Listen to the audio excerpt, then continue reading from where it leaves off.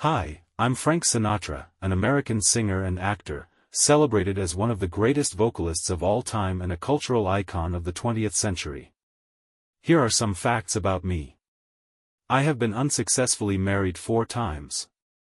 I was definitely not a faithful man. Very difficult relationship with my children. I had close relations with the mafia. All facts are truth. I am ashamed of some things, and some things almost destroyed me. However, it is an integral part of my life. It proves that famous people have the same problems and life challenges as everyone else. Now all about it in more detail. Section 1, I have been unsuccessfully married 4 times. You want to know about love, huh? About the times I stood at the altar with a heart full of hope, thinking that this time would be different? Well, let me tell you, darling, love isn't always as pretty as the songs I sing. It's a hell of a thing, a game with no rules, and no matter how many times you play, you end up losing a little bit of yourself. Nancy, she was the first. Nancy Barbato. We met in the late 1930s when I was just a kid from Hoboken with a big dream and no idea how to get there. She saw me before the fame, before the lights, before I became the man they all wanted to know. She believed in me when no one else did. Nancy gave me everything, her love, her trust, her youth. We got married in 1939, and for a while, it felt like we had it all. I was singing in little clubs, making a name for myself, and she was by my side through it all. 12 years we had together. She gave me 3 beautiful kids, Nancy, Frank Jr., and Tina. But with success came temptations, and I wasn't strong enough to resist them. Infidelity, it's a dirty word, but it's a truth I can't escape.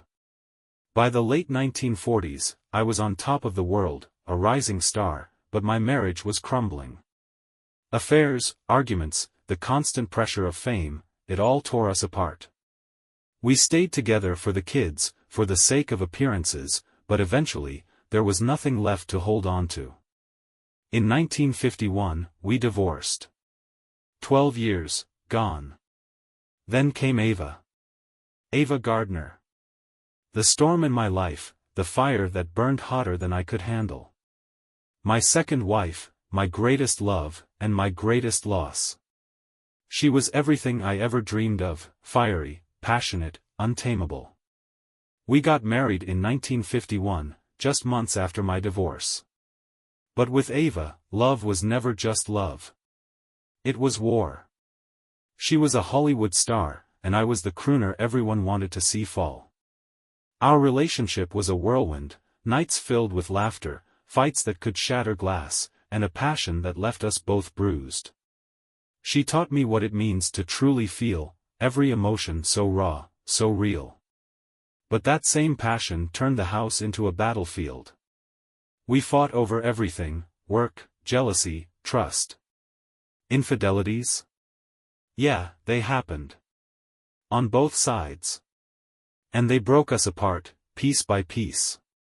Ava once said, we loved each other, but we couldn't live with each other. And she was right. By 1957, it was over. She moved to Spain, and I tried to move on, but I never stopped loving her. She was the one who got away, the one I could never replace. Then came Mia. Mia Farrow. A young star, full of life and hope. We met in 1964, and by 1966, we were married. She was 21, I was 50. People thought we were crazy, and maybe they were right. Those 2 years, they felt like 2 lifetimes. I was controlling, jealous, and set in my ways. She was free-spirited, unpredictable. I wanted stability, but I didn't know how to create it. I held on too tight, suffocating everything beautiful that she was. And in the end, she was gone. She left to find herself, and I stayed behind, bitter, wondering why I couldn't hold on to her. And then Barbara. Barbara Marx, my 4th. She came into my life in the 1970s, long after I thought I was done with marriage. She was different, a woman with a steadiness I hadn't known before. We married in 1976, and she stayed with me until the end. By the time she came along, I was an old dog, tired from the fight.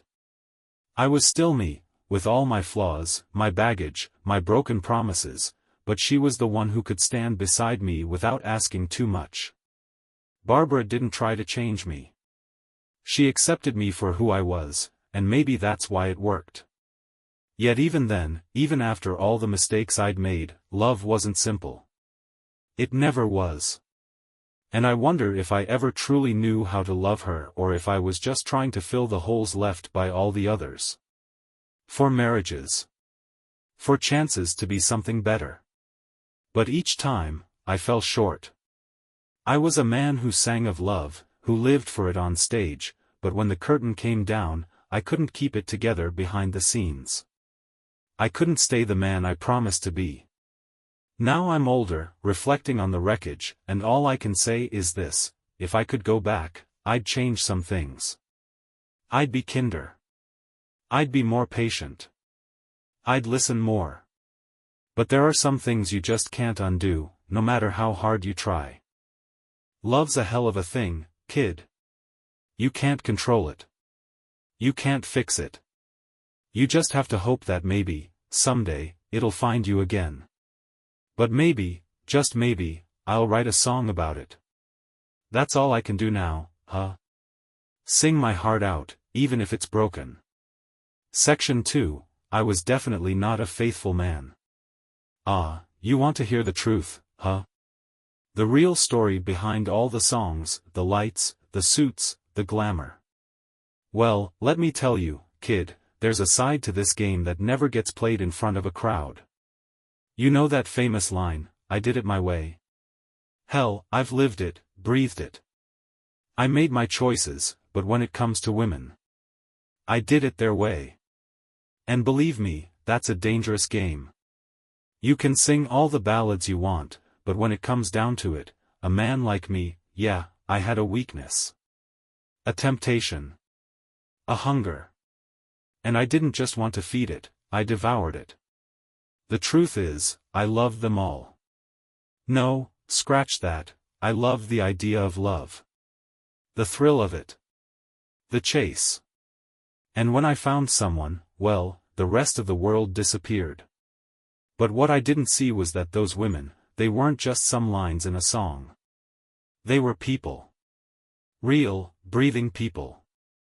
And I was a fool who couldn't see beyond my own reflection. Take Nancy Barbado, my first wife. She was my rock, the one who believed in me when I was just another kid from Hoboken with big dreams and no plan. We married in 1939, before the fame, before the chaos. She gave me 3 kids, Nancy, Frank Jr., and Tina. She stayed by my side through the early days, when I was trying to make a name for myself, singing in dives and dreaming of the big time. But fame changes a man, or maybe it just reveals who he really is. By the late 1940s, I was at the top of the world, a star with everything I'd ever wanted. But instead of holding on to what mattered, I let it slip away. Affairs, ego, the constant pull of the spotlight, it all took its toll. Nancy deserved better, but I couldn't give it to her. We divorced in 1951 after 12 years of marriage. Then came Ava. Ava Gardner. She was fire. She was everything. The way she looked at me, the way she saw me, no one else ever had that kind of power over me. She was the most beautiful woman in the world, and I was the man lucky enough to call her mine. But, damn, we were like 2 stars in a storm. We collided, exploded, and left nothing but wreckage behind. We married in 1951, right after my divorce from Nancy. It was a whirlwind romance, passionate, volatile, and doomed from the start. Ava had her own demons, and I had mine. Together, we were a disaster waiting to happen. I loved her, but I wasn't faithful. I was too busy chasing the high of being Frank Sinatra, the attention, the adoration, the women who threw themselves at me. Ava was fiery and independent, she wouldn't stand for it. By 1957, it was over. She left for Spain, and I tried to move on, but I never really did. Ava was the love of my life, and losing her broke something inside me. After Ava, there was Mia Farrow. Mia was young, free-spirited, and full of life. We married in 1966, despite the 30-year age gap. People called it a scandal, said it would never last. And they were right, it didn't. We were too different. She was looking for freedom, and I was looking for stability. I tried to control her, to mold her into what I thought a wife should be. But Mia wasn't one to be controlled. She walked away after 2 years, and I was left wondering why I couldn't make it work. Finally, there was Barbara Marx, my fourth wife. By the time Barbara came along, I was tired. Tired of the fights, the scandals, the heartbreak. Barbara was steady, grounded, everything I needed at that point in my life. We married in 1976, and she stayed with me until the end. But even then, even with someone as patient and understanding as Barbara, I couldn't escape my flaws. 4 marriages. 4 women who gave me their hearts, and 4 times I let them down. I was a man who sang about love, who made a career out of it, but I didn't know a damn thing about how to keep it alive. Looking back now, I see the pattern. I loved the idea of love, but I didn't know how to live it. I was selfish, stubborn, and blind to the damage I was causing. I thought I could fill the emptiness inside with fame, women, and applause, but none of it worked. Every affair, every broken promise, they weren't just mistakes, they were failures. Failures to be the man I should have been, to the women who stood by me, hoping I'd change. Now, the lights are dimmer, the applause quieter. I'm left with memories, some good, some painful, and the knowledge that I can't go back. If I could, I'd be kinder. I'd listen more. I'd put their needs above my own, just once. But life doesn't give you do-overs, kid. All you can do is sing your songs and hope they tell the truth you couldn't say in words. So, yeah, I did it my way. But if you listen closely to the songs, you'll hear the cracks, the pain, the longing for something more. Maybe I was trying to tell the world what I couldn't admit to myself. Or maybe I was just another man who didn't know how to love until it was too late. And that's the truth. Not the glamour, not the headlines, but the real story of a man who had it all and still managed to lose the most important things. Maybe I'll write one last song about it someday.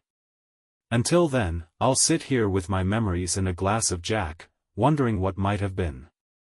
Section 3. Why is my relationship with my children so strained? You want to know about family, huh? The family that doesn't make the papers, that doesn't get a song written about them. You want to know about the things that didn't come out in the spotlight, the shadows that stayed tucked behind the curtains of my life. Well, then sit tight, kid. This ain't the story you hear in the ballads. Nancy, my daughter. She was a little girl when I was a giant in the world. You think I didn't notice?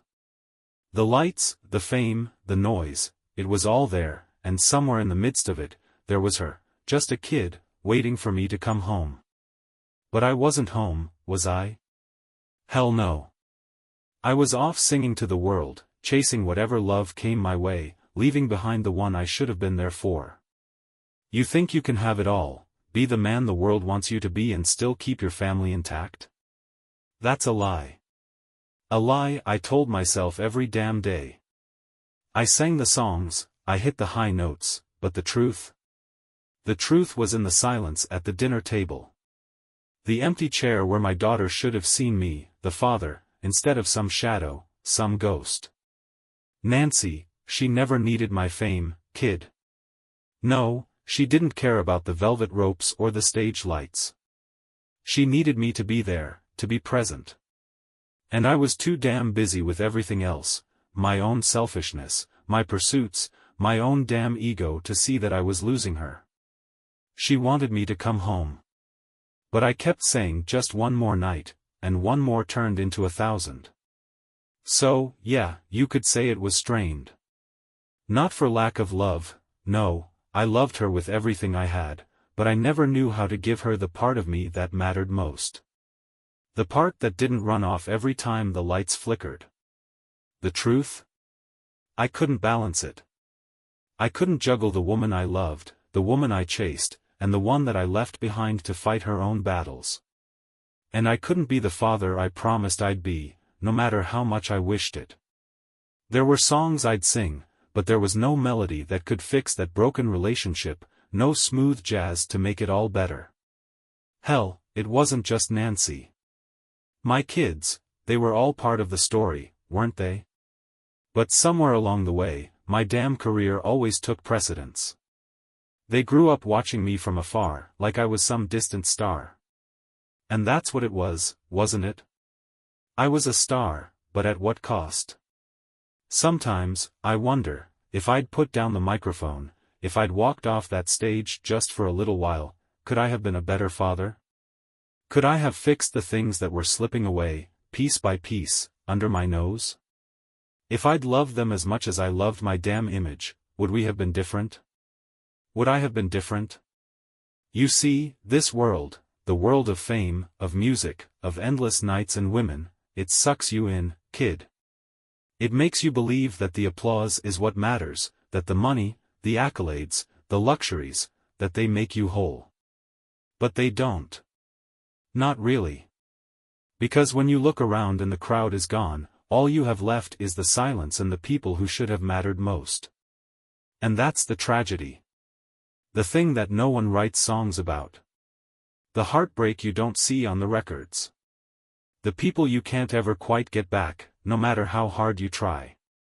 So, what's left for me to say? I can't change what happened, I can't rewrite the past. But I can tell you this, kid, the ones who loved me the most, they didn't need my songs or my fame. They just needed me to show up. To stop running and be the damn man I was supposed to be. But I didn't, and they paid for it. And I'm left here, sitting in the quiet, wondering, if I could have been the father my daughter needed, what would have been different? But that's the way it goes, doesn't it? You live your life, thinking you can have it all, but the one thing that slips through your fingers is the one thing that really matters. Family. And the ones you love. Section 4, I had close relations with the mafia. You know, kid, there are rumors that follow a man, like smoke in the air, no matter how hard you try to shake them off. You want to know about me and the mafia? About those ties I had? About the company I kept? Yeah, you know the whispers, the ones that cut through the velvet and lace like a hot knife through butter. It's funny, really. People love to talk about a guy when he's at the top of his game, don't they? When the lights are shining bright, and everyone's singing your name. But when the shadows come calling, when the whispers get louder than the applause, suddenly, you're no longer the crooner. You're the connected man. There were times, plenty of them, when I was just a guy, looking to get ahead, trying to make it in this cruel, crazy world of music and showbiz. You think Hollywood's a fairy tale, right? But let me tell you something, kid, this town is built on deals, on favors, on the real power that works in the backrooms. You see, I wasn't born into privilege. I was born in Hoboken, New Jersey, to a working-class Italian family. My dad was a boxer-turned-bartender, and my mom, Dolly, was as tough as nails. She worked as a midwife and had a strong influence in local politics. Growing up, I saw firsthand how connections could make or break a man. When I started out singing in the clubs in the 1930s and 40s, it wasn't about glitz and glamour, it was about survival. The music business was rough, competitive, and cutthroat. If you wanted to make it, you needed the right people behind you. And sometimes, the right people weren't the cleanest. Now, let's get this straight, the mafia didn't make Frank Sinatra. My talent, my voice, and my drive did that. But yeah, I had ties. Everybody did back then, especially in the entertainment business. You think Las Vegas became the entertainment capital of the world because of clean money? Hell no. The mob ran that town, and if you wanted to play there, you worked with them. Take the Sands Hotel, for example. I was a regular there in the 1950s and 60s, headlining shows with the Rat Pack, Dean Martin, Sammy Davis Jr., Peter Lawford, and Joey Bishop. The Sands was owned by Jack Intrater, who had connections to mob figures like Meyer Lansky. Everybody knew it, but nobody said it out loud. We were entertainers, not gangsters. Sure, I was friendly with guys like Sam Giancana, the Chicago mob boss. He'd come to my shows, and we'd shake hands. Why? Because in this business, you don't turn your back on someone like that. You keep things cordial, respectful. Did I ever do business with him? No. Did I ever get involved in the dirty stuff? Absolutely not. But the press didn't care about that distinction. They saw the photos, heard the rumors, and ran with it. The FBI kept a file on me for years, over 2,000 pages of surveillance, reports, and allegations. They thought I was some kind of go-between for the mob and politicians, especially during the Kennedy era. They even accused me of introducing JFK to Giancana. Let me tell you something, kid, that's a load of crap. Sure, I helped the Kennedy campaign in 1960. I hosted fundraisers, rallied Hollywood support, and even let them use my Palm Springs home as a base. But linking me to political deals with the mob? That's pure fiction. Heck, I paid the price for those rumors. After JFK got elected, Bobby Kennedy, who was Attorney General at the time, pushed his brother to distance himself from me. That's why Frank Sinatra, the guy who sang for presidents and kings, suddenly found himself on the outside looking in. And let's not forget the press. They loved to paint me as the mob singer, the guy who owed his career to organized crime. Never mind the decades of hard work, the endless nights on stage, or the fact that I built my empire with my own two hands. You want to know the truth? Those ties, the connections, they've been a curse just as much as a blessing. I made my name in this business, but they made me a target. I didn't ask for it. I didn't walk into this life with the idea that one day the press would be lining up at my door, asking me about my associates, the kind of men who like to stay in the shadows, men whose names don't get sung about but whose power runs deeper than anyone knows. I tried to distance myself. Believe me, I tried. But it's not easy when the press won't let you forget, when they see a headline in every step you take. Sinatra, the singer who sang for the mob. They didn't want to hear that I was just a guy trying to sing his way out of the gutter.